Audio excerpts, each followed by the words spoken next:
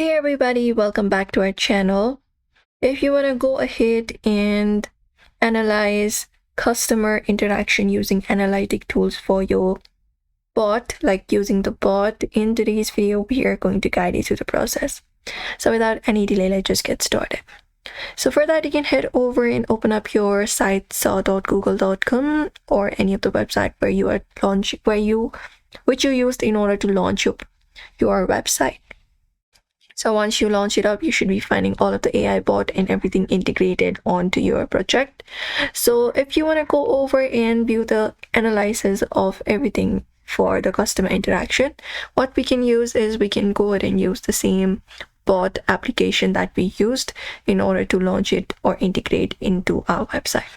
So I used LandBot. I'm just gonna head over to LandBot. You can also head over to a particular bot creator.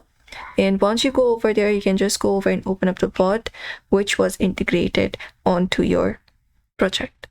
So you just need to open it up, and there you will be finding your bot details and everything. So here, this was the bot I used earlier in my website. So if you want to go over and look out for the analytics, all you gotta do is select this option called Analyze. So click on Analyze, and once you click on Analyze, this is where you will be finding all of your customer interaction. So here, if anybody has used your interaction bot right here, you will be finding the analytics of everything here.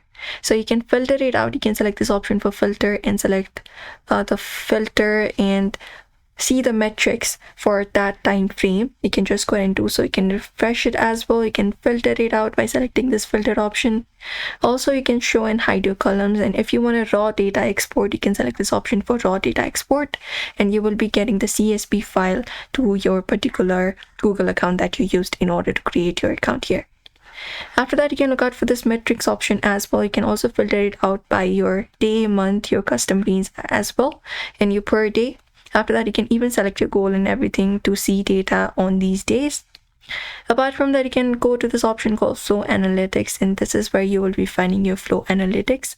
You can look out for how many people have answered these questions available on your website. The customer service question, right now mine is 0 because I just published it, but if anybody will be interacting, you will be finding this percentage change. And even look out for this option called See Drop-Offs to show what drop-off greater and equal to. And that's it. So therefore, if you'd also like to go over and analyze your customer interaction using analytic tools, you can head over and follow up the steps for that. Do not forget to give this video a like and also subscribe for more tips and tutorials.